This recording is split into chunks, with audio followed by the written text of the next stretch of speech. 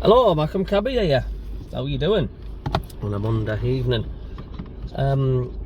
I just want to say, how well Meander's doing, and it just goes to show you to have a bit of patience with a player, because how many of us slated him when he first started coming on, missing all these sitters, and we used to go, oh no, Mayenda's coming on.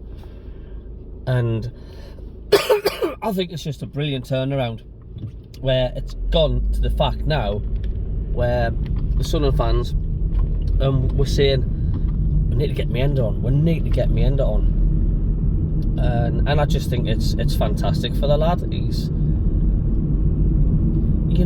starting to hit the back of the net, and the way he's interacting with the fans, I think he's definitely a one for the future for Sunderland. Meander, he's just got that killer instinct, hasn't he? And let's just forget, he's still a kid, really. And he causes hell on in defences. I mean, he ran Sheffield Wednesday ragged when he was on, and he's always just causing bother. And I just think it just goes to show you, doesn't it? Just hang on there, have a bit of patience with your players, because you just never know. Me personally, there's definitely something there, Meander. I don't care what anybody says. And I mean, look how many sitters Isadore's missed, you know what I mean? But he's always causing trouble when he gets a game, Meander, and the fans love him. I mean, the way he gans up to the supporters when we've won at the end of games, and he does the way, and he's G-ing up the crowd and all that. The fans love that. Do you know what I mean? And he clearly loves the club, the way he's going on. But there's definitely something there. And there's any Sunderland fans that never slagged him off and stuck with him from the off,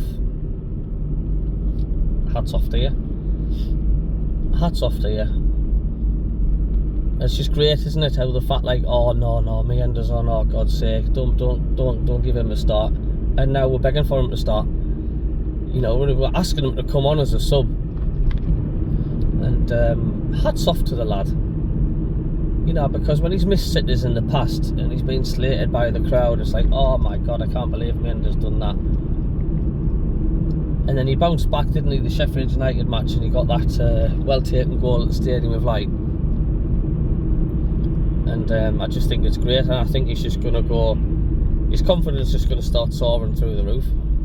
So I think he's a vital player to keep fit, especially this end of the season. And, dare I say it, for the playoffs, if we make it. Now, the reason why I'm saying if is because we're not there yet.